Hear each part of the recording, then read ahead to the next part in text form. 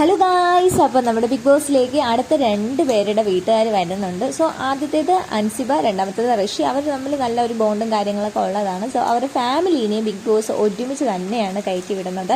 അപ്പോൾ അവർക്ക് വരുന്നത് അൻസിബയുടെ വീട്ടിൽ നിന്ന് 2 പേര്, ഋഷിയുടെ വീട്ടിൽ നിന്ന് 2 പേര്, ഇങ്ങനെയാണ് വരുന്നത്. സോ നമുക്കെല്ലാം കണ്ടറിയാം. ഭയങ്കര കരച്ചിലും കാര്യങ്ങളൊക്കെയാണ്. അവർ ഒരുപാട് കാര്യങ്ങളൊക്കെ പറയുന്നുണ്ട്.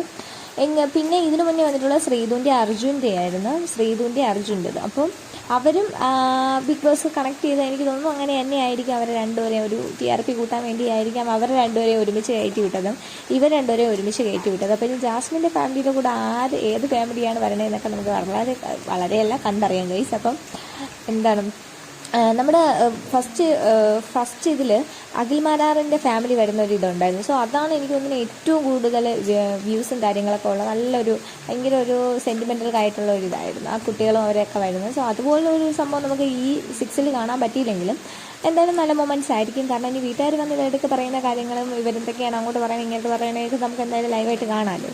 അപ്പോൾ എങ്ങനെയാണ് ഇനി ഇവരുടെ കളിയുടെ ഗതി മാറണമെന്നൊക്കെ കണ്ടറിയാം. പിന്നെ ഇപ്പോൾ എന്തായാലും 10 ആഴ്ച കഴിഞ്ഞു. അപ്പോൾ ഇനി എന്തായാലും വെറുതെ നിൽക്കാൻ പറ്റത്തില്ല. സോ ഫിനാലയിലോട്ട് അടുത്തുകൊണ്ടിരിക്കുകയാണ്. അപ്പോൾ ഇതെന്തൊക്കെ മാറ്റങ്ങൾ ഫാമിലി വന്നതിന് ശേഷം കാണാം എന്ന് നമുക്ക് കണ്ടറിയാം. സോ ഗൈസ്, നിങ്ങൾ ചാനൽ മറക്കാതെ സബ്സ്ക്രൈബ് ചെയ്യുക, ഷെയർ ചെയ്യുക, കമൻറ്റ് ചെയ്യുക, അടുത്തുള്ള ബെൽ ബട്ടൺ കൂടെ ഒന്ന് അമർത്തുക.